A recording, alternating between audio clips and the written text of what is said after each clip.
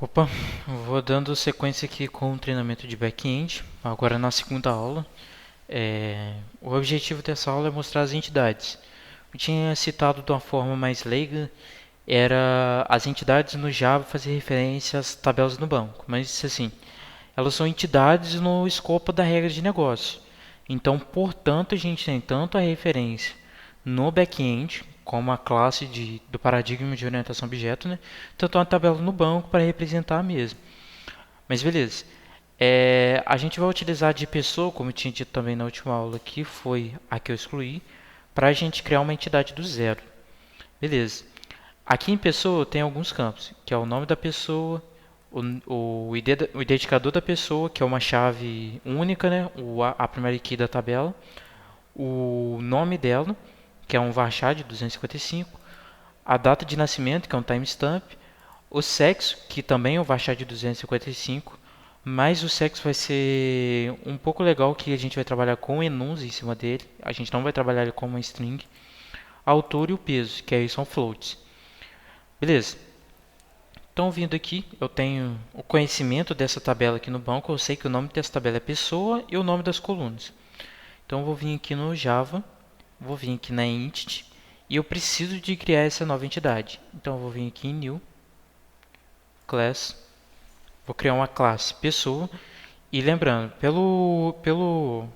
pela padronização da leitura e tal, até pelo clean code, a gente sempre começa, quando é classe, com o primeiro caractere com maiúsculo e depois o nome da classe, pessoa.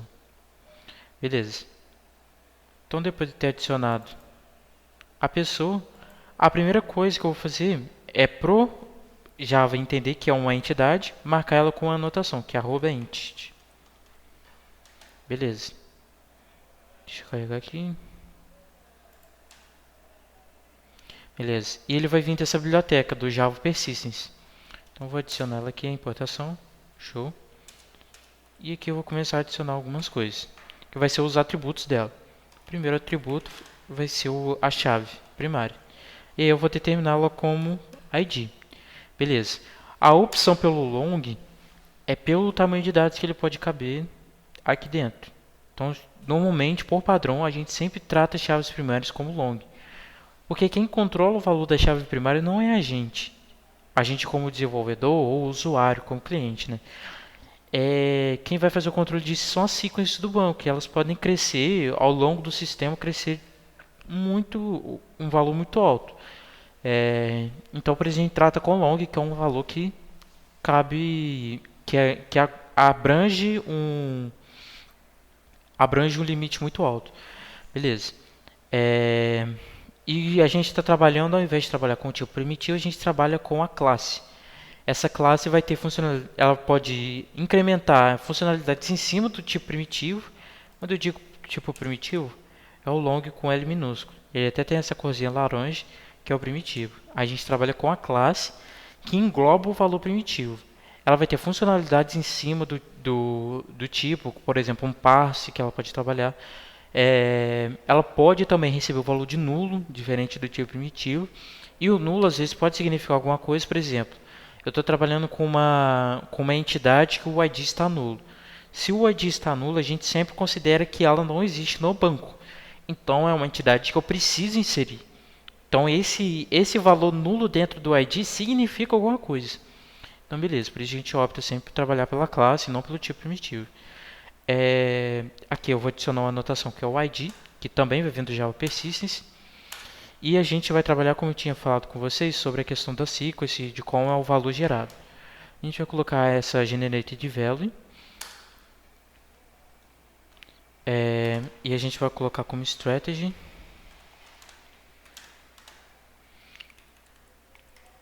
o identity. Beleza. Esse é um default. Depois eu vou abordar por texto o que, é que significa cada uma. Mas é a forma que ela vai trabalhar esse valor dentro da sequence. Beleza. Então, além do ID, desses valores, a gente vai colocar uma anotação @column. Vou explicar um pouco na próxima aqui. Private no nome, que aí a gente vai pegar que é um varchado 255, a gente vai trabalhar no Java como uma string. Beleza. Aqui eu vou mostrar para vocês aquela notação do column, que é essa notação também é do Java Persistence, e ele vai descrever, eu vou, a partir dessa notação, eu vou conseguir associar a uma coluna lá no banco de dados, que vai ser essa coluna tx underline nome. Então eu vou colocar aqui name tx underline nome. Por padronização também, a gente coloca sempre os caracteres maiúsculos, para a gente deixar os minúsculos para trabalhar com variáveis e os maiúsculos para quando a gente está trabalhando com as colunas no banco.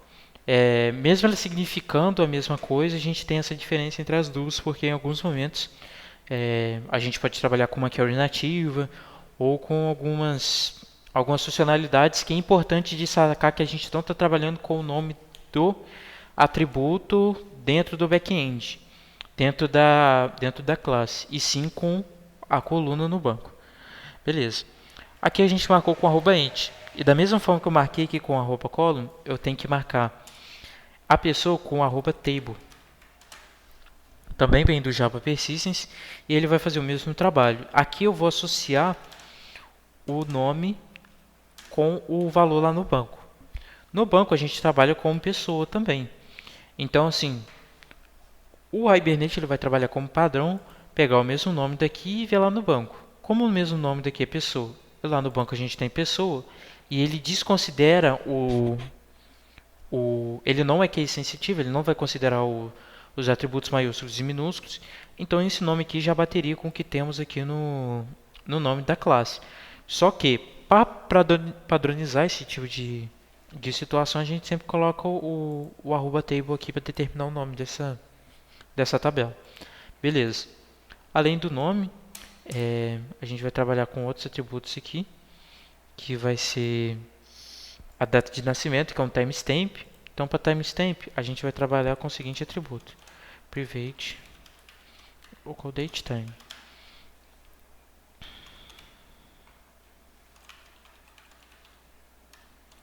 Beleza. Esse local date time aqui é uma biblioteca que surgiu a partir do Java 8. Quem pegar antes, quem tiver trabalhado com algumas versões mais antigas, vai ter visto o data, ou data, né? Que ele também trabalha com dados, só que o local date time é algo mais completo. Vocês vão ver que vai ter muitas funcionalidades referentes a extrair o dia específico, o minuto específico. É muito mais fácil de trabalhar com o local date time do que com o data. Então por isso a gente sempre opta pelo local date time. Aqui tem duas opções de importação, do org JTime ou do Java Time. A gente sempre vai optar pelo Java Time. Beleza. Aqui eu também vou colocar uma anotação, @column.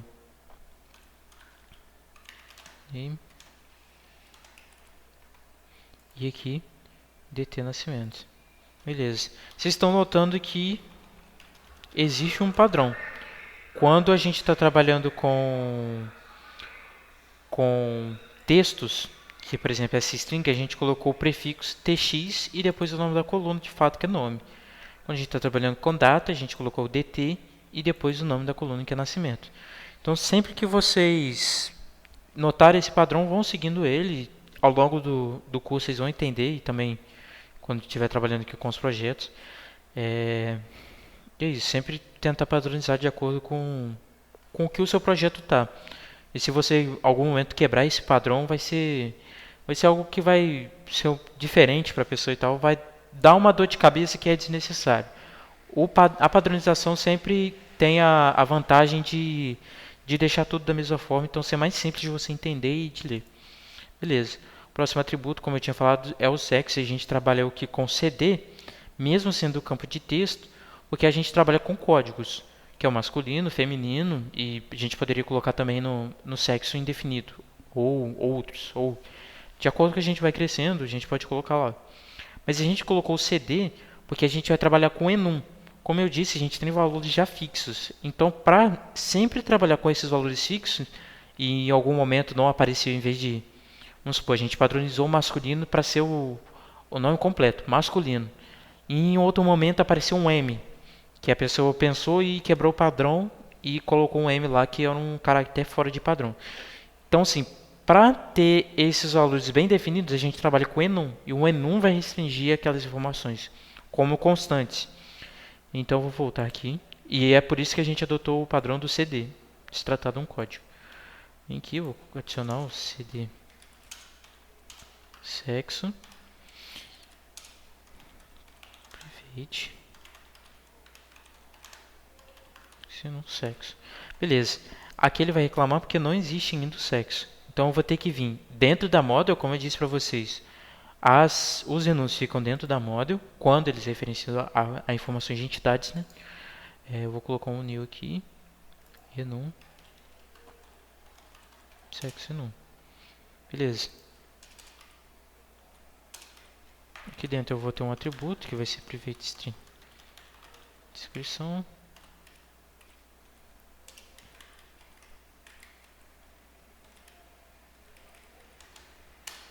Beleza. E aqui eu vou ter o construtor. Deixa eu adicionar aqui embaixo.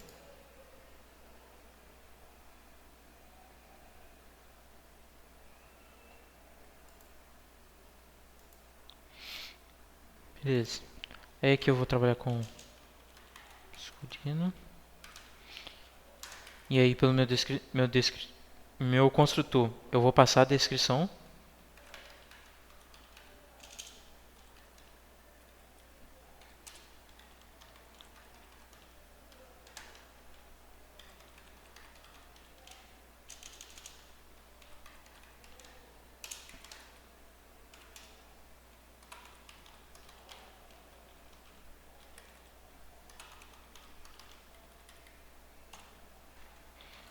Beleza. Aqui eu trabalhei masculino, feminino e outros. Certo. Aqui ele está reclamando do campo não ser utilizado. E ele me sugere ou remover esse campo ou criar um getter etc. Beleza. Posso optar por criar o getter etc dele. Beleza. Só que aqui eu precisei de adicionar eles de forma explícita. A gente pode trabalhar com as anotações de Lombok.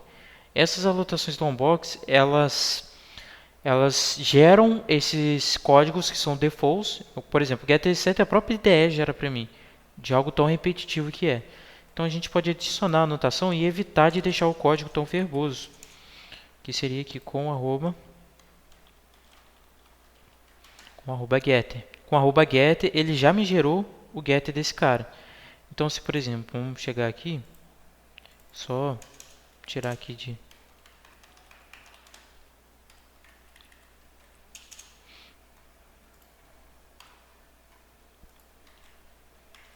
beleza. E aqui eu vou utilizar o sexo enum. Certo. Se em algum momento, eu vou criar um método aqui dentro.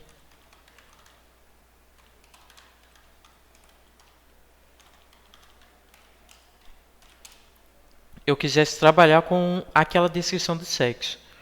Por ele ser, pela aquela string ser private, eu não consigo pegar sexo.descrição direto. Só que eu consigo pegar o get dele. E aí, até usando o atalho para entrar dentro dos métodos, que é o Ctrl e o clique no mouse, ele entrou aqui e ele me informou através do Lombok.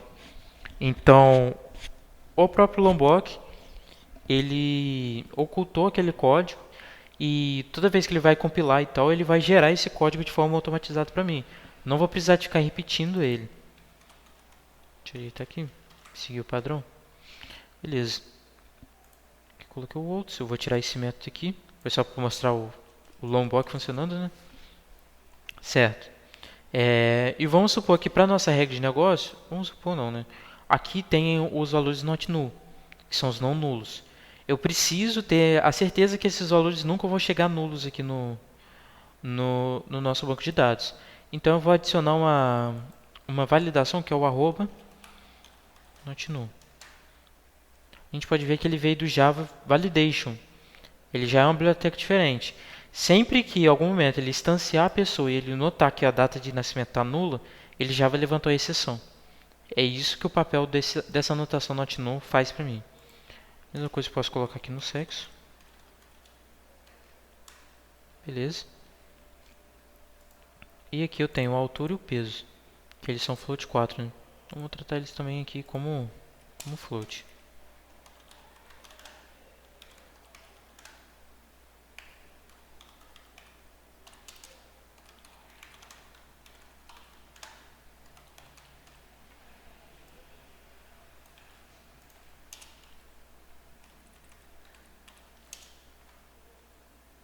Pelo padrão é NR de número, né? De numérico. NR underline altura.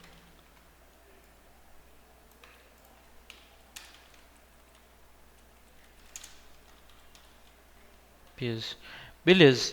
Então dessa classe aqui eu já criei os atributos. Já fui gerando, associando o nome dele com as colunas de acordo. E faltou também, como eu tinha mostrado no enum, os getters e sets, eu vou gerar com o lombok, o arroba getter e o arroba setter aqui. Beleza? Então também eu posso gerar com o lombok o construtor vazio, que é o arroba no Axis Constructor, ele já é gerado de forma implícita. Só que se eu fosse ter a segunda opção, que é o AllAxis Constructor, ele iria perder o construtor vazio. Então eu coloquei a anotação dos dois para ter certeza que eu vou ter tanto a opção de ter o pessoa sendo gerado com o vazio e pessoa com todos os argumentos. Eu vou pegar bem rápido, eu não vou explicar muito essa questão das camadas aqui, mas vou pegar da facade só para a gente notar essas questões. Void. Beleza.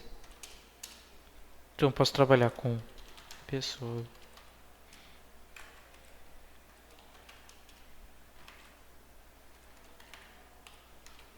Pessoa. Recebe new. Aí deixa eu portar. Então tem duas opções de construtor aqui. Ele vazio e ele com todos os atributos. Aí eu pego o long, ID ou ID, o nome, a data de nascimento, o sexo, a altura e o peso, que são todos os atributos da classe. Isso tudo gerado, deixa eu pegar aqui, pelo lombok. O noArgs e o args com todos os parâmetros. Deixa eu colocar um, L, e assim vai. Eu iria cair no outro construtor. Beleza.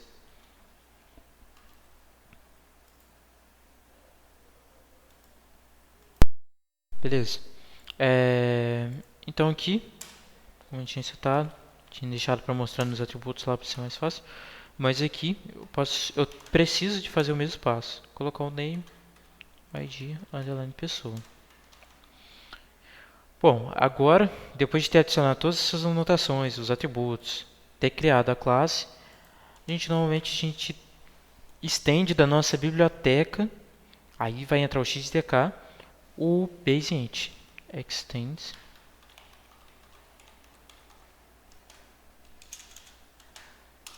BaseInt. Beleza, como vocês puderam notar aqui, ele veio da nossa biblioteca, do XDK.